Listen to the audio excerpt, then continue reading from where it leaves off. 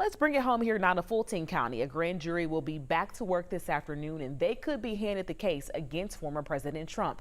It is more likely that allegations of election interference will go before one of two grand juries next week. 11 Alive's Jerry Carnes went to Fulton County courthouse and has more on how the process inside that grand jury room will work.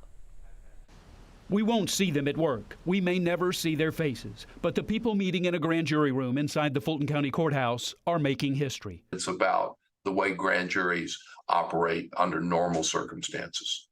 And they're trying to normalize this, though it's not normal. District Attorney Fonnie Willis spent more than 2 years investigating Donald Trump and his efforts to overturn Georgia's 2020 vote.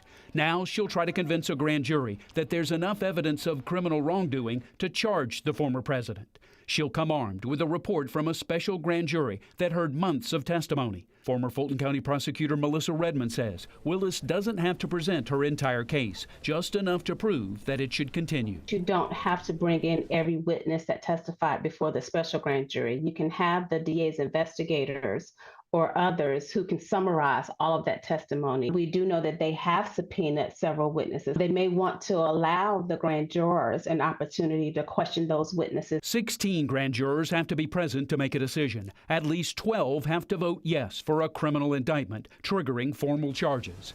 Grand juries do not determine guilt or innocence. Former prosecutor Darrell Cohen says typically the defendant, even a former president, does not present their side to a grand jury. This is a one-way street. It is unusual, though possible, for the defense to bring in someone, but that's strictly at the discretion of the district attorney's office, and it happens almost never.